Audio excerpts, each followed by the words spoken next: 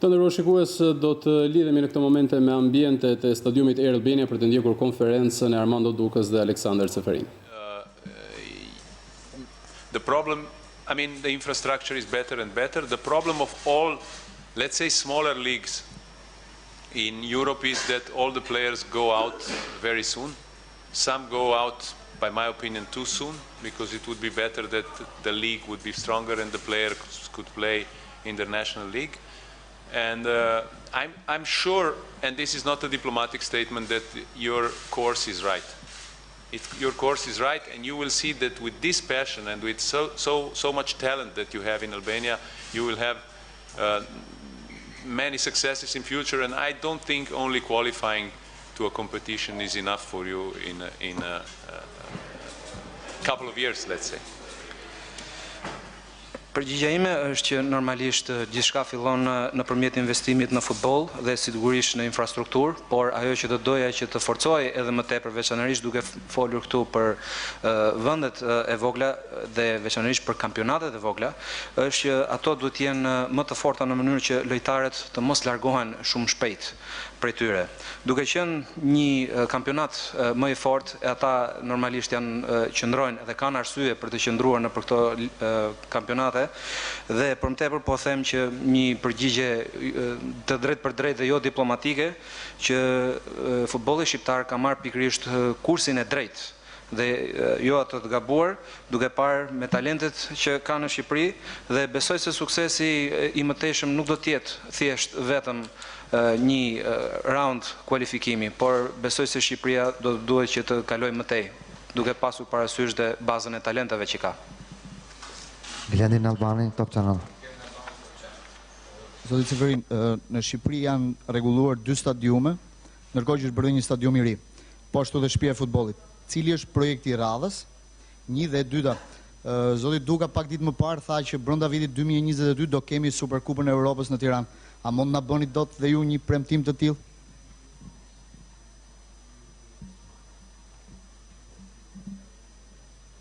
As much as I know, we helped in financing this stadium plus 2 other stadiums. The next plan is Kukeshi, I would say. Kuksi, sorry. And about the finals, this is the 15th question today. Everybody is asking the same.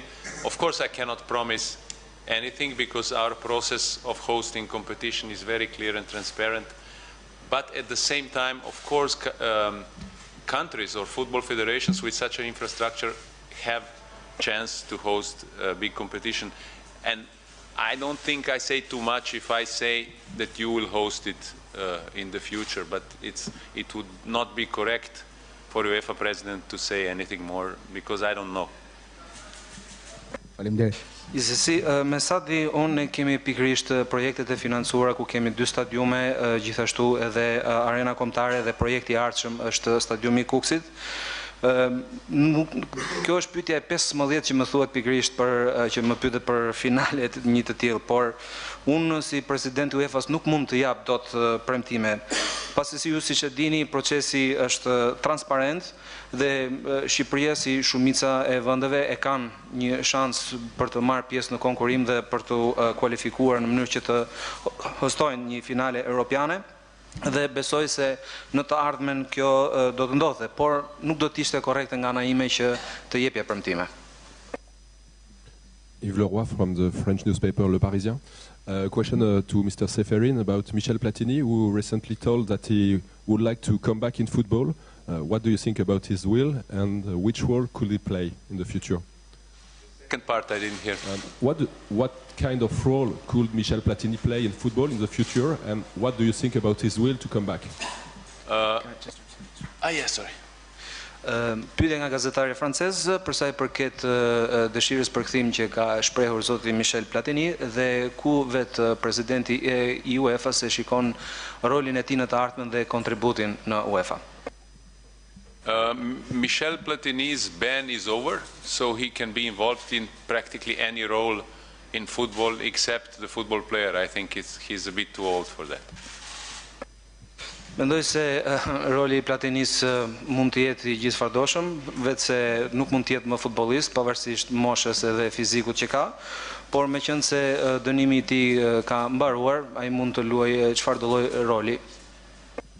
Olci Tojani, Panorama Sport. Përshëndetje dhe mirë se vini. Federata Shqiptare e Futbollit ka hasur një problem me fondin e dhënë nga UEFA në lidhje me qeverinë shqiptare, sepse nuk i kthehet një pjesë pagese për rreth 2 milion eurosh, pra nuk i njihet të VSH-ja, po themi investimit. A keni diskutuar me kryeministrin e vendit për këtë problem?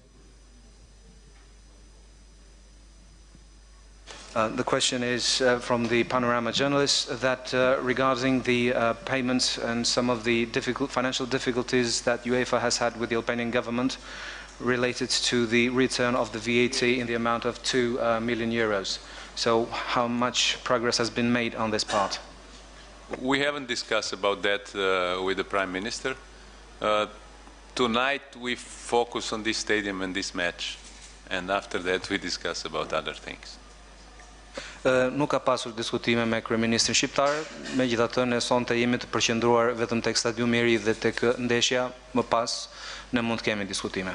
Ervin Baku. Ervin Baku, Radio Tirana. Zoti President, si u duket stadiumi?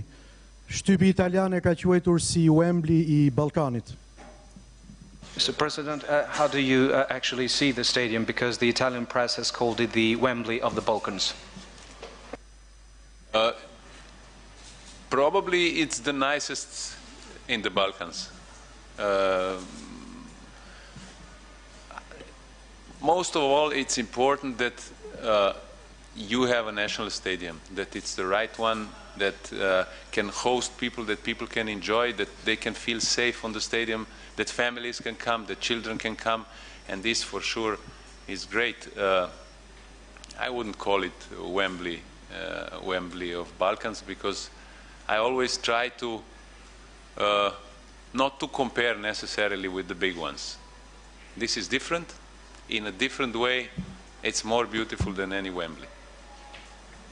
Unë do të thosha që është stadiumi më i këndshëm në Ballkan, por për më them gjithashtu që mund të jetë një nga stadiumet më të rëndësishme në rajon. Por ajo që është më e rëndësishme është ndërtimi i këtij stadiumi, që do të jetë pikërisht për tifozët, për mirëpritjen pikërisht të familjeve, të fëmijëve, të gjitha grup moshave, dhe nuk do ta krahasoja pikërisht me Wembleyn, sepse nuk ka pikë krahasimi, dhe do thosha që krahasimet janë të ndryshme në kontekste dhe në rrethana të ndryshme.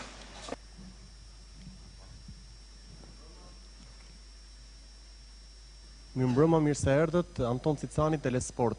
Doja t'ju pyesja në lidhje me racizmin. Gjatë kohëve të fundit ka pasur shumë episode që janë përsëritur. Ju keni thënë që menduam se kishim kaluar këtë plagë ose këtë problem, por duket se nuk i kemi vënë vulën finale për të shmangur episode të tilla në stadium.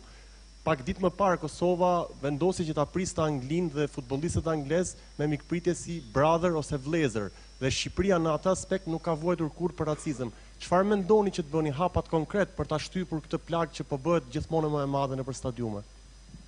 The question comes from the Albanian TV channel Telesport related to racism, because there are many episodes that are still repeated, and it seems to this problem there is no actual final stamp upon such phenomena, and this has been seen, for example, like in the qualification between England and Kosovo, like the two teams actually, they said they would welcome their own brothers, and also this is kind of a thing that even Albania and the Albanian culture is about the welcoming. But more concretely, what will be the steps to follow next for the future? First of all, UEFA has absolutely zero tolerance against racism. The thing is that UEFA is not a government. UEFA doesn't have police. UEFA cannot put people in prison. And without the big support of governments, it's hard to fight this racism, and it's hard to fight those idiots who use football stadiums to share their ideology. For us, it's clear that we punish severely. It's clear that we have three-step procedure now, which was used twice now. But I would say that, unfortunately, football stadiums are podiums for those political groups because football is so important, because so many people follow football. And there we need to stand together with all the governments, with society. We have to educate children already about that. For me and for my children, for example, it's absolutely, they don't understand what that is at all. So it's a bigger issue. It's an issue that is far from happening only in Eastern Europe. I want to say that because many times it's presented in some, especially Western media, like it's a thing that happens in Eastern Europe. It's not true.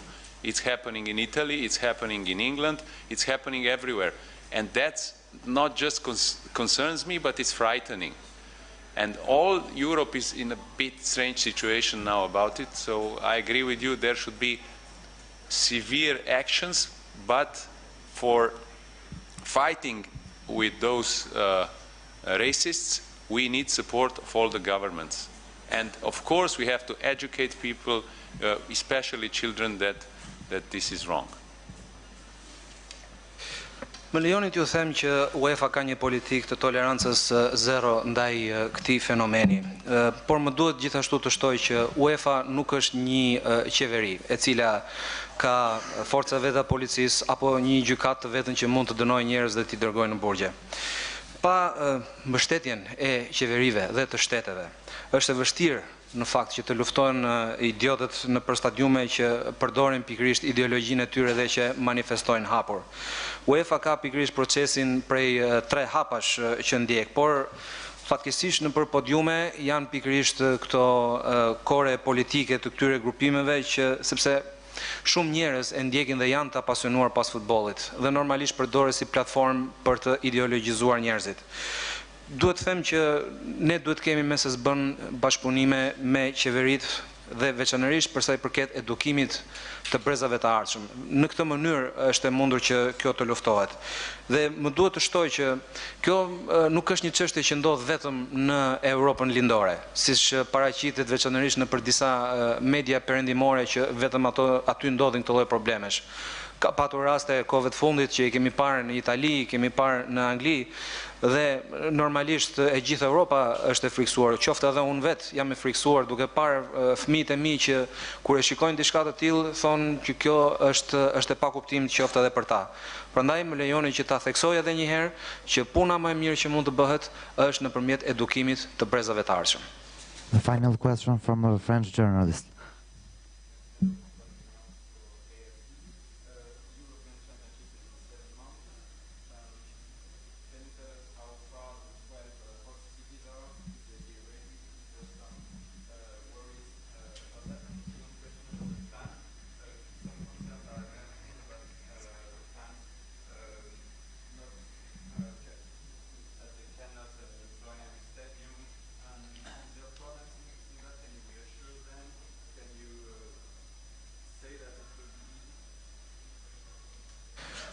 Sa i përket pyetjes së parë nga gazetari francez në lidhje me kampionatin evropian që është afër gati 7 muaj dhe pyetja qëndron për sa i përket qyteteve që do të hostojnë ndeshjet dhe nëse ato janë gati dhe nëse kanë ndonjë problem.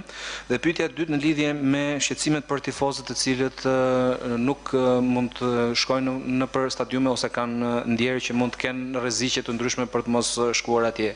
Dhe nëse presidenti UEFA-s mund të garantoj pikërisht sigurinë dhe qetësinë e tyre për të ndjekur ndeshjet e ekipeve të tyre kombëtare. First, about the stadiums, all stadiums are ready. 2 days ago, it was an inauguration of the stadium in Budapest, which was the last one in line. So, from that perspective, we are safe. From the fans' perspective, of course, the format of the competition is a bit different, so the travels will be for some longer, for some not. Every fan will be able to travel to any venue.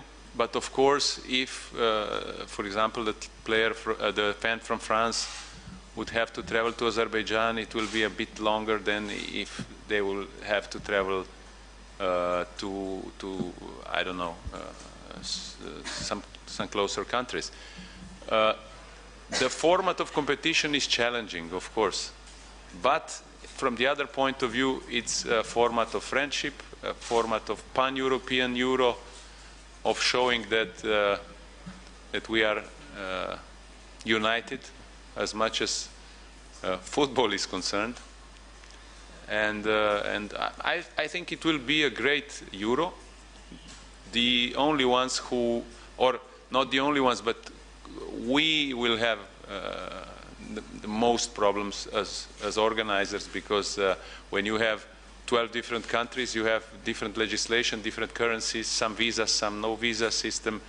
That will be a lot of work. And for the fans, for example, I would like to tell you that till June 2019, we will sell altogether 3 million tickets. Till June 2019, when nobody knew who will qualify, we got 19 million requests. So I expect stadiums to be full for sure. Për sa i përket pyetjes së parë, më duhet t'ju them që stadiumet janë të gjitha gati dhe përpara 2 ditësh ne bëm pikërisht edhe inspektimin e stadiumit të fundit, atij të Budapestit, dhe për këtë të gjithë duhet të jenë të sigurt se çdo gjë është në rregull.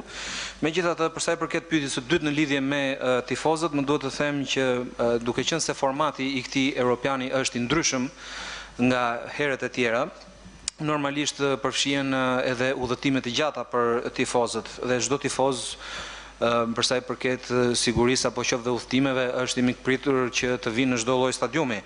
Për shembull, mund të ndodhi që mund të ketë udhëtime të gjata, si e zëm rasti i Francës që duhet të shkojë deri në Azerbajxhan. Dhe normal që ka disa vështirësi për sa i përket organizimit dhe vajtjes së tifozëve. Por për ne është e rëndësishme që ky europian është një europian i cili i bashkon të gjithë kombet, të gjithë popujt, dhe futbolli do të jetë pikërisht ky lloj sinjali bashkimi. Ne sigurisht do të kemi probleme si UEFA për ta organizuar të gjithën, sepse normalisht janë 12 vende të ndryshme që kanë 12 legjislacione të ndryshme, monedha apo regjime vizash nga më të ndryshmet. Por më duhet ju them që deri në qershor 2019 ne kemi nxjerr pikërisht gati 3 milion bileta për të shitur, dhe kërkesat, imagjinoni, kanë qenë 19 milion. Pra besoj se stadiumet do të jenë të gjitha plot dhe ky do të jetë një europian i bashkimit të gjithë popujve. Faleminderit gjithëve. Thank you very much. Faleminderit.